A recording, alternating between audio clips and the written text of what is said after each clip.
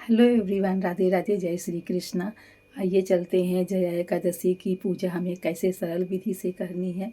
तो आइए शुरुआत करते हैं एकादशी की पूजा विधि। तो आप लोग पूरा वीडियो ज़रूर से ज़रूर देखिए, फुल वॉच टाइम करिए।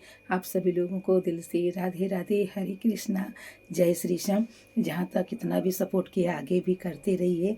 बहुत सी उम्मीदें हैं हमारी यूट्यूब फैमिली से, तो आगे सपोर्ट करते रहिए। हरे कृष्णा, राधे राधे, जय श्री श्याम। हेलो एवरीवन, राधे राधे, जय श्री कृष्णा।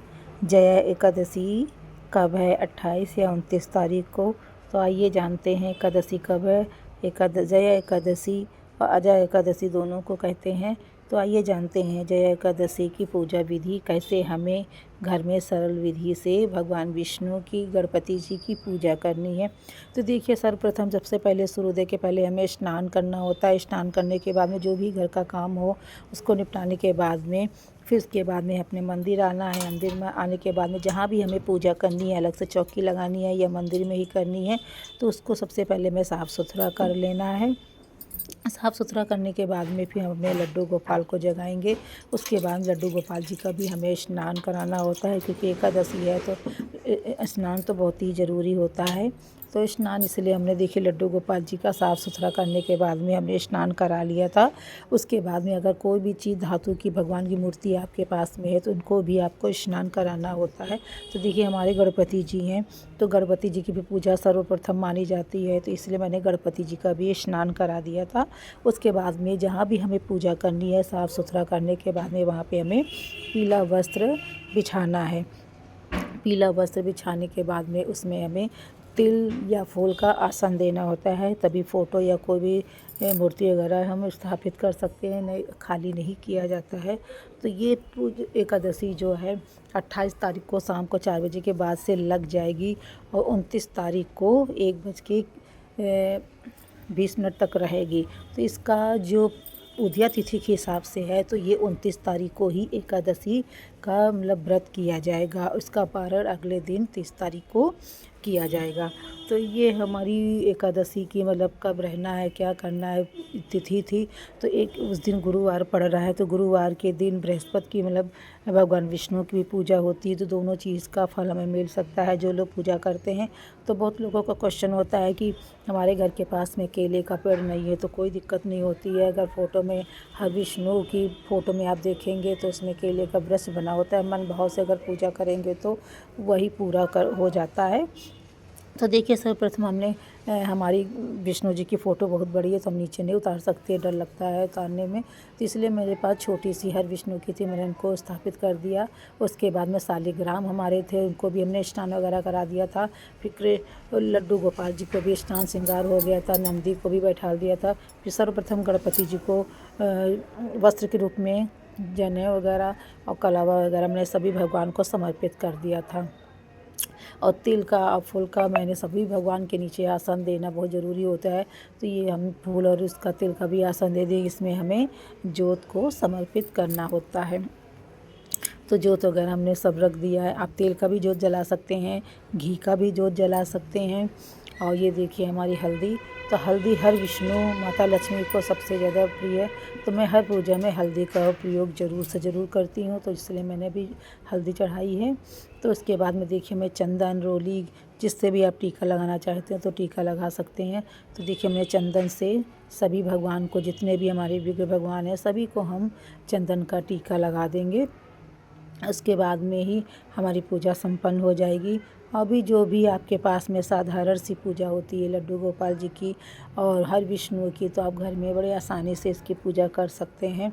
और भी पूजा करना भी एकादशी का बहुत ही फलदायी होता है। ये व्रत करने से हमारे पापों की मुक्ति होती है। जो भी हमारे कष्ट होते हैं, हमारे घर के दुख दरिद्रता बीमारी होती है, वो सब भगवान दूर करते हैं, हर विष्णु की कृपा होती है। तो देखिए हमारी पूजा संपन्न हो गई थी, तो हम जो भी फूल वगैरह पीले हैं वो सभी भगवान को सबसे पहले हम समर्पित कर देंगे। अगर शालिग्राम है तो शालिग्राम को ज़रूर से ज़रूर आप नहला धुला के पूजा में स्थान ग्रहण कराइए, क्योंकि हर विष्णु की कृपा होना बहुत ज़रूरी है। तो ये देखिए लाल गुलाब का फूल तो हम गणपति जी को समर्पित कर दें। पीले फूल हमने भगवान विष्णु लड्डू गोपाल जी को समर्पित किए हैं। फिर उसके बाद में अगर व्रत हैं तो कथाएँ जो होती हैं वो उसमें भी हम अच्छे से पोंछ के टीका चंदन का लगा देंगे। हर विष्णु की कृपा, तो उनकी भी हम पूजा करेंगे, क्योंकि अभी हमें कथा भी पढ़नी होती है। तो सबसे पहले पूजा कर लेंगे, उसके बाद ही में हर विष्णु की, उसके बाद में कथा पढ़ेंगे।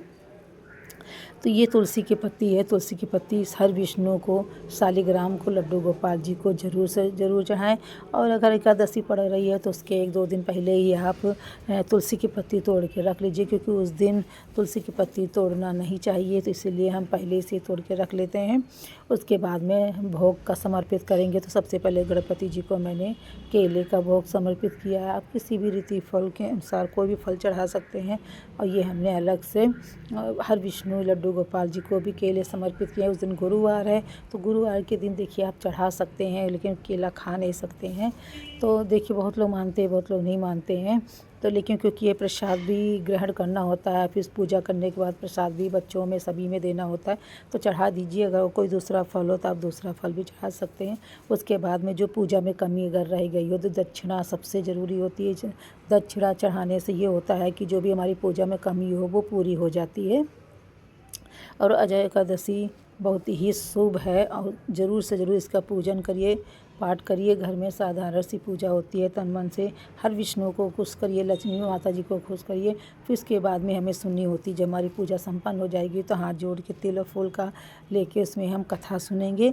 तो अगर हमारे चैनल में आप लोग नए हैं तो प्लीज़ आप लोग फुल वॉच टाइम ज़रूर से ज़रूर करें, पूरा वीडियो देखें और कमेंट्स बॉक्स में राधे राधे ज़रूर लिखिए। और आप सभी लोगों को दिल से राधे राधे, एकादशी की भी हार्दिक शुभकामनाएं आप सभी लोगों को।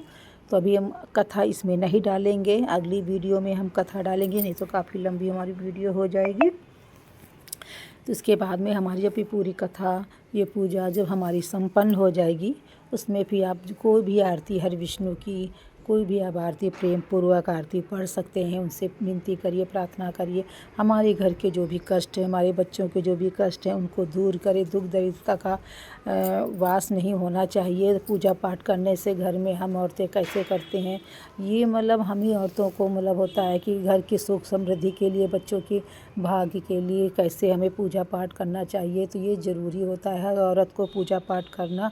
और आपको अगर एकादशी का व्रत करते हैं तो सूर्योदय के पहले उठ के ही पूजा करने से फल ज़्यादा मिलता है। और पूजा के समय नहीं, अगर हमेशा हम औरतें ऐसा करते हैं, जल्दी उठकर घर की सुख समृद्धि, बच्चों के हर काम के लिए पूरा करते हैं, तो ये बहुत ही शुभ होता है हम औरतों के लिए। तो आलस नहीं करना होता है, और विधि विधान से कोई भी पूजा पाठ हो करनी होती है।